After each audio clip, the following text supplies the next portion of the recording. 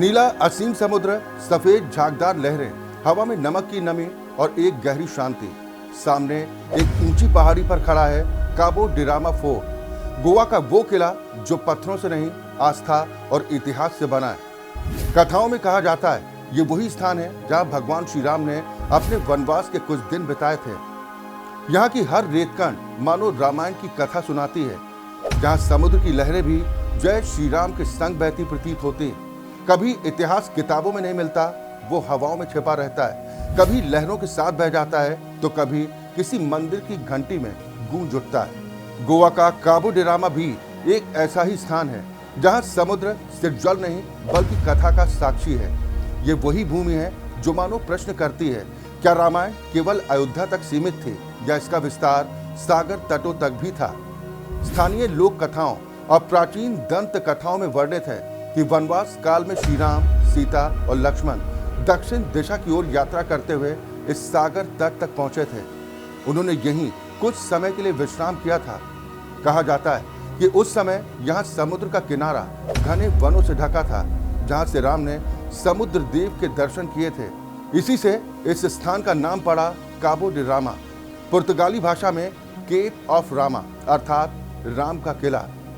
यहाँ आज भी एक प्राचीन मंदिर स्थित है, श्री राम मंदिर, जहाँ स्थानीय लोग विशेष अवसरों पर पूजा करते हैं। समुद्र की लहरों के बीच स्थित ये मंदिर मानो हर दिन आस्था की दीप शिखा जलाए रखता है। ये क्षेत्र गोवा के दक्षिणी शोर पर कानकोन तालुका में स्थित है, अयोध्या से लगभग 1700 किलोमीटर दूर। लेकिन भक्ति की दृष्टि से ये दूरी केवल भौगोलिक है, भावनात्मक नहीं।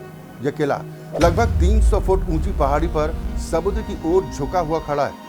पुरातत्व विशेषज्ञ बताते हैं कि पुर्तगालियों ने साल 1763 में यहाँ पत्थर का किला बनाया था, पर इसका नाम उन्होंने स्थानीय कथाओं के आधार पर रखा काबो डिरामा, क्योंकि इस स्थान को सदियों से राम का विश्राम स्थल कहा जाता रहा है। स्थानीय निवासियों की मान्यता है कि वनवास काल में भगवान श्री राम ने यहाँ समुद्र तट पर तपस्या की थी और देवी सीता ने पास ही स्थित झरने से जल भरकर पूजा अर्चना।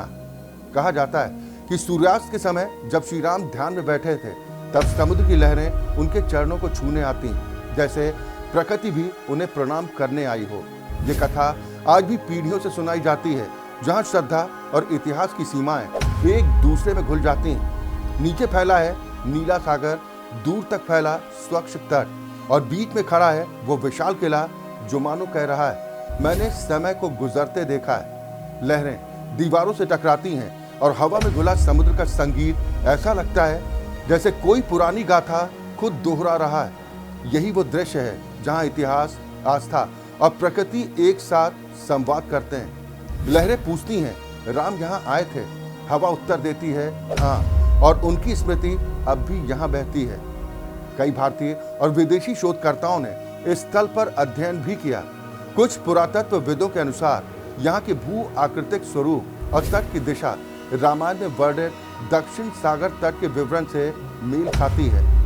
दक्षिण भारत के कई प्राचीन मंदिरों में भी काबो डिरामा का उल्लेख राम के विश्राम स्थल के तौर पर मिलता है। ये बात इस स्थान को केवल लोक कथा नहीं बल्कि ऐतिहासिक प्रतीक भी बनाती है। आज काबो डिरामा सिर्फ एक बीच नहीं बल्कि वो स्थान है जहाँ इतिहास और अध्यात्म दोनों का संगम होता है। जहाँ एक और विदेशी सैलानी समुद्र की सुंदरता को कैमरे में कैद करते हैं, वहीं स्थानीय लोग श्री राम के मंदिर में दीपक जलाते हैं और कहते हैं, ये गोवा नहीं, ये रामायण का दक्षिण द्वार है।